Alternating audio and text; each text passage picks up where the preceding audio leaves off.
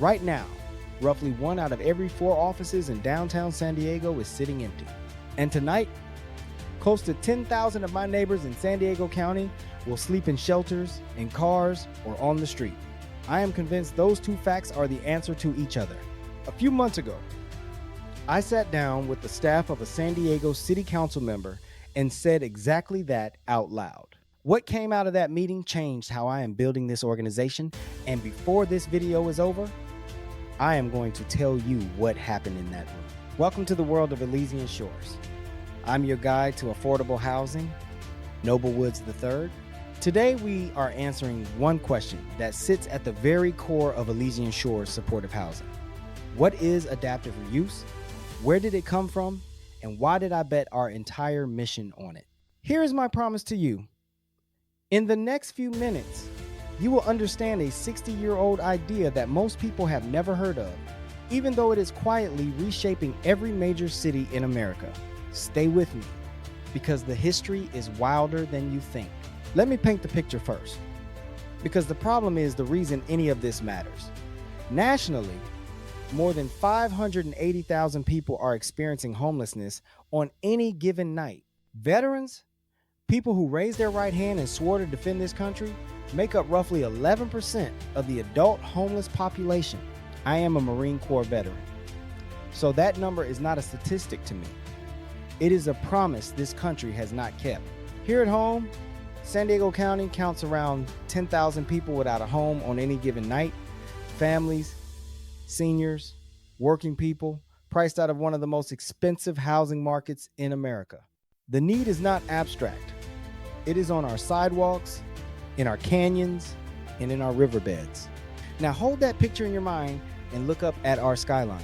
Since the pandemic changed how America works, downtown San Diego office vacancy has climbed to roughly 25%, with even more space expected to hit the market. Entire floors of steel, concrete, plumbing, and elevators already built, already standing, already connected to transit and services, sitting in the dark. And the traditional answer, building brand new affordable housing from the ground up, has become brutally expensive.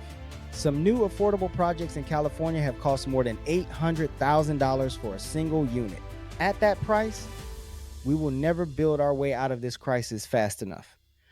So the question becomes obvious. What if the housing we need is already built and it is just wearing the wrong clothes? That is adaptive reuse. Adaptive reuse means taking an existing building that was designed for one purpose and giving it a new life for a different purpose. A factory becomes a marketplace, a mill becomes apartments, an office tower becomes homes. And here is the part most people do not know.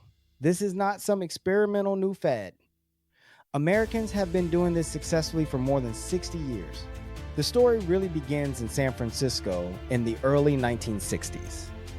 The Ghirardelli Chocolate Company moved out of its historic waterfront factory. Visionary owners converted the complex into a public marketplace of shops and restaurants. Ghirardelli Square opened in 1964 and became one of the first major adaptive reuse projects in the United States. 2 years later, in 1966, Congress passed the National Historic Preservation Act, and America started treating old buildings as assets instead of obstacles.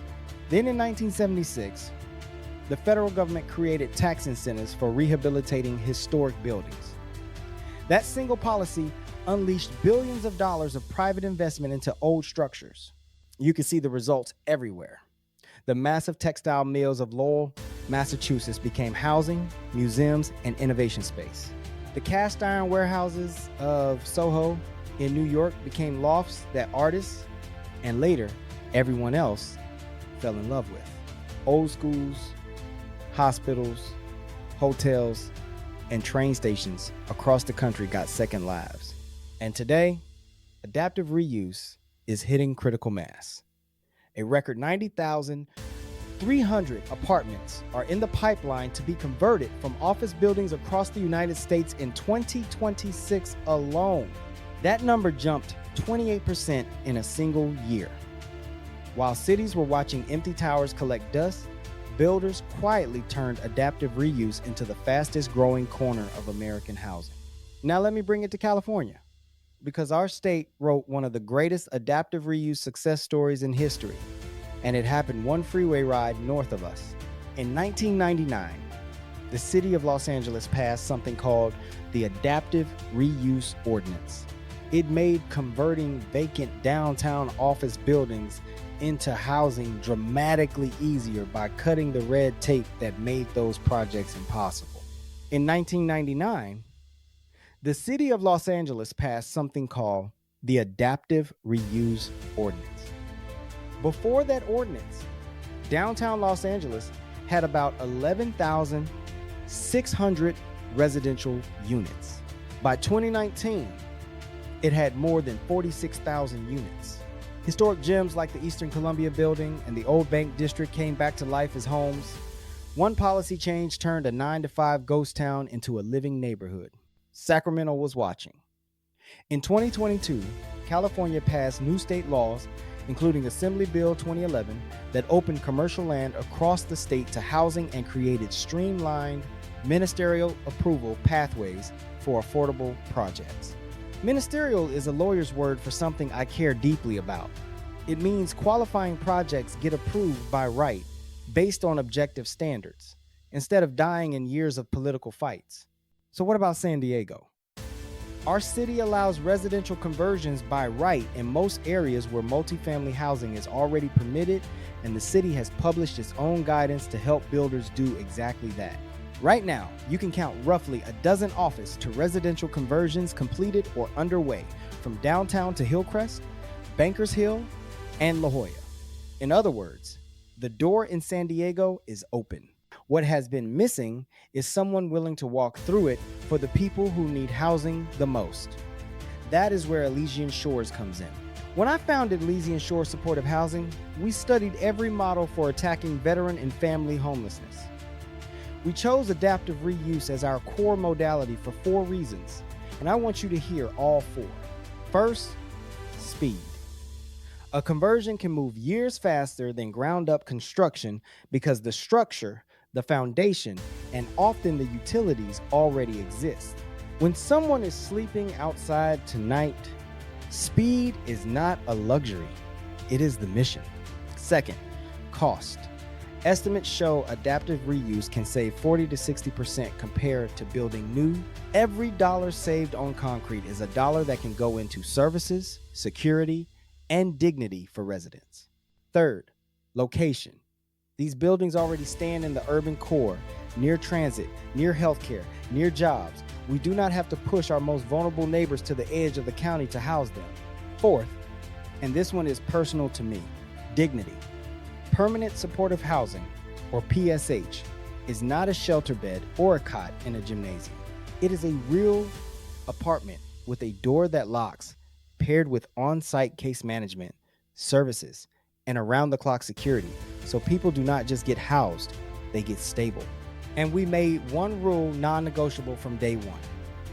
Elysian Shores only pursues buildings that are eligible by right. If a project needs a rezone, a political favor, or discretionary, maybe from City Hall to become housing, we pass. By right is faster, cleaner, and honest. Now let me close the loop I opened at the top, because I promised to take you inside that meeting. In October of 2025, we delivered our first adaptive reuse proposal for a downtown tower to the office of San Diego City Councilmember Stephen Whitburn, whose district is the heart of downtown, and to our county supervisor's office. Then on February 11, 2026, we sat down with the councilmember's policy staff and walked them through the vision, a veteran-led nonprofit converting distressed downtown buildings into permanent supportive housing, with services and security underwritten from day one, asking for zero political shortcuts. I will be honest with you about what I expected. I expected polite skepticism, a 15-minute courtesy call, and a form letter. That is not what happened. The response was receptive, and the relationship is open. We were not promised a building, and we were not promised a check, and frankly, we did not ask for either. What we walked away with was more valuable. a working political relationship in the exact district where the empty buildings and the unsheltered neighbors both are, and clarity about doing this by right with credible operations, in partnership with the city instead of around it. I will also confess something. Early on, a respected San Diego real estate veteran warned me that office to housing conversions are some of the hardest projects in the business, that floor plates, plumbing, and costs can kill you. He was right, and that warning became a gift. It is why we screen every candidate building ruthlessly, and it is why we only move on structures where the conversion math actually works. Since then, the proof points have kept stacking up. Elysian Shores Supportive Housing is a legally formed California nonprofit with full 501c3 approved status in February 2026.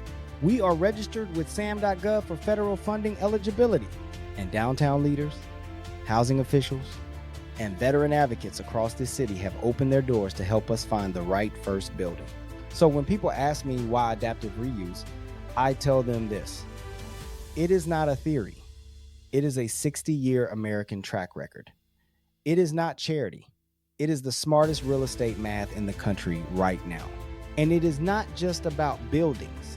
It is about the promise that when a veteran or a family falls, this city has somewhere for them to land. Here is what I am asking you to do today. And it is just one thing. Share this video with one person who cares about San Diego, about veterans, or about solving homelessness with real solutions instead of talking points. One share puts this idea in front of someone who might fund a unit, donate a service, or unlock a building. And if you are new here, subscribe and turn on notifications, because this channel is the front row seat to the entire journey. Every episode, I take you inside the real meetings, the real numbers, and the real decisions it takes to turn empty towers into homes. If you want to go deeper or support the mission directly, every link is in the description. Remember those two facts from the beginning? 1 in 4 offices downtown sitting empty, and 10,000 neighbors without a home tonight. Now you know they are not two problems. They are one solution that just needed someone to say it out loud. Next episode, I will take you deeper into our journey and show you what happens when you start screening real buildings against real numbers. Until next time, keep innovating, keep adapting, and above all, keep evolving.